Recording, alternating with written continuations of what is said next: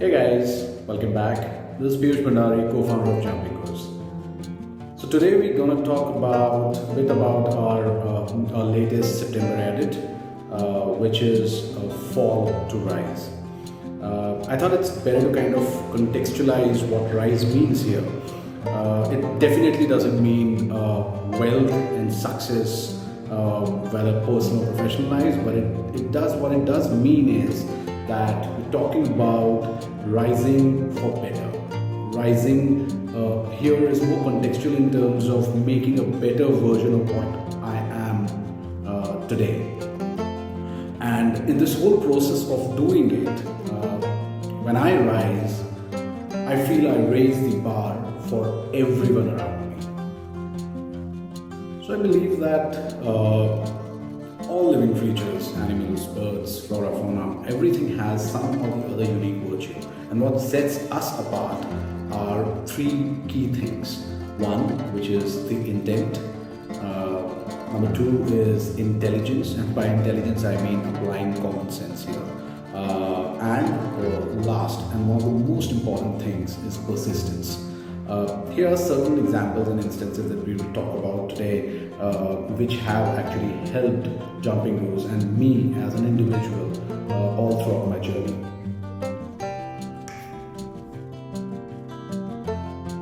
One thing that I'm really proud of over the years is the way we have designed and built the Jumping Goes culture. All egos, all negative energies get dropped off at the doormats. The way people have and the team and the clients and everybody has participated into creation of this culture and adding to the whole positive aura that we bring on board is unprecedented and unheard of, to be very honest. What typically we guys focus out here is everything positive, is being proactive and is being progressive in whatever we guys do. And if by any chance any sort of a negative energy walks in, we have seen it being flushed out in days and weeks. And that's, I think, brings and does the whole magic that we guys create.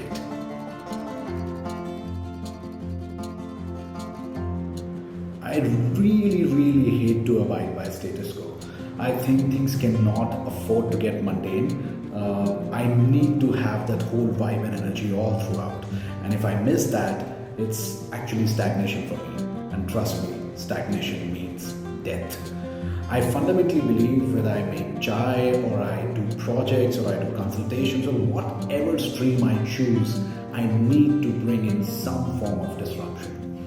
Over the last couple of months where people were sulking and people were actually low and people were waiting to kind of see, okay, how does the market react? How does the client see something? How does this thing happen? How does that thing happen? A lot of ambiguity. We said nothing doing.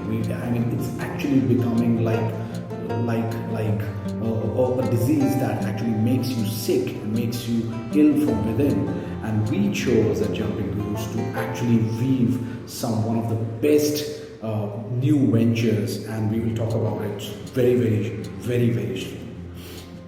So I think please stay away from status quos and things that bring in the whole mundaneness to whatever you guys are doing. I think there is a lot of competition in the herd mentality, so it's better to stay away from it, right?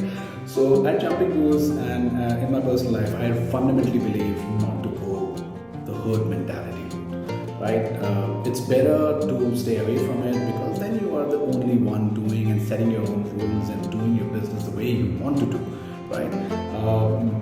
A lot of times people say, okay, these are the templates that you should follow. This is the way the rate card should work. This is the way you should approach consultancy. These are the ways that you need to work on pitches, but I fundamentally believe that every client, every business, every person has unique pain points. They might look similar, but they are unique in its own avatar, right? And they deserve respect. And what we bring on the table is not to follow what people are doing, but to give them unique service solutions. Even our pitches don't follow a certain template, right? while templatization brings some sort of sanity to the business, but I would rather remain a little mad and put a process to the or a method to the madness rather than following what everybody is doing.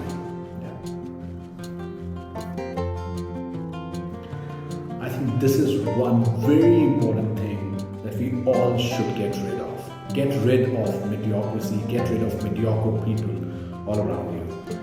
Get rid of people who say chalta hai. I hate that word.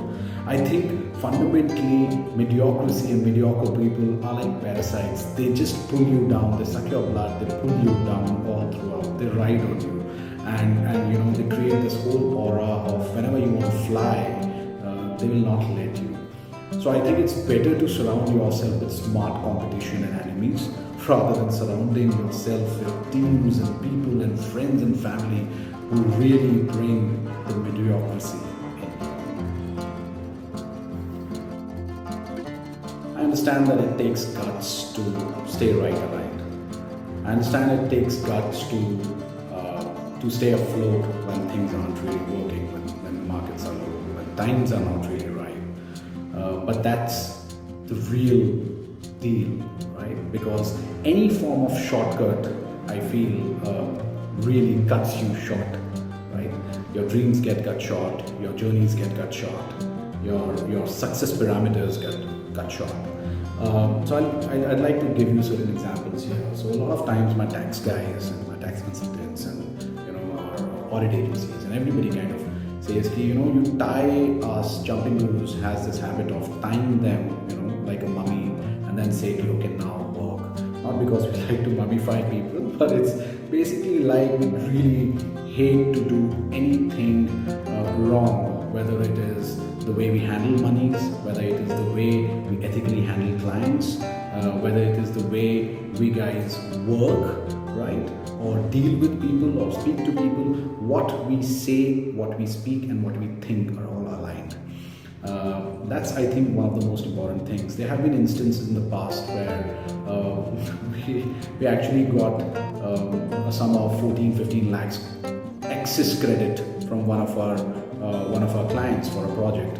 And while it might sound a little weird, but we actually called them up and informed them, guys, I think there has been some sort of an error.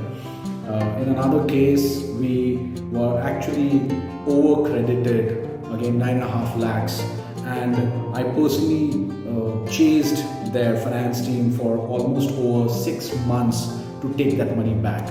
It's just that, we've always believed that we want to keep our books and souls really, really clean, because at the end of the day, I really want to sleep peacefully.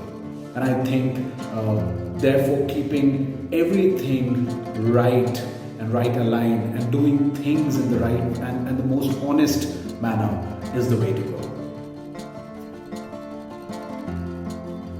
So I think it's okay to be afraid, but it's not really okay to let your fears ride on you. They are not the ones who can define my journey. It is me who have to define my journey. So I'll give you an example here. I think it's a dream come true for any creative agency to work with a group like Tata's. I think it was a couple of years back that we guys pitched to the Tatas on the west side of Tata Click business, and we got the mandate. We did some phenomenal work with their teams across various verticals, and for almost about a year and a half, and then complacency sets in. We guys became too comfortable. We thought, things are quite okay, things are moving on their own, let's not really focus here. The clients are cool, and the teams got a little more comfortable out there and all of that, and we slept major time. After several talks, warnings, and despite the fact we not gearing up, we were taken off. And then it took us almost about 2.5 years to get back to them. One, for the first year we started feeling, we have made the biggest blunder and possibly they will never take us back. That was a fear that was riding, at least on my part. I said, I don't think mediocrity, the client is seeing us as a mediocre agency, which I hate to believe. And then we geared up, we buckled up, and we kind of, for almost about a year and a half next, I personally followed up with the client and said, okay, give us one chance and we will prove that we are possibly one of the best. And thankfully, we got a chance, and the next week you will see a lot of action that happened with Tata Landmark Excite venture. And we were really fortunate that the Tatas actually gave us another chance. And we actually put behind all our fears, all the baggages that we had from our past experiences, and we were, I think, far better prepared to kind of service a client. So I think fundamentally, never let fears of any sort set in. And for us, the biggest fear of letting go a client like the Tatas here.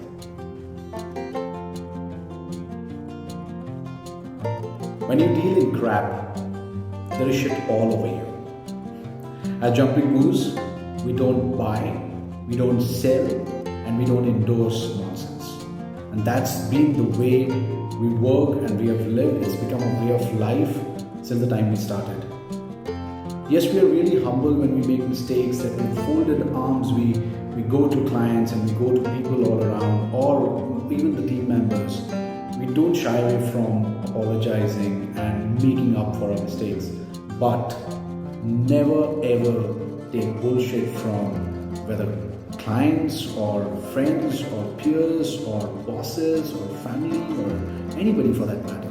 We don't take bullshit lying low. And that's one of the reasons why we have risen to the level we have risen. So guys, let's fall in line to rise above and beyond. Because when we rise, we raise the bar for everyone around. Thank you.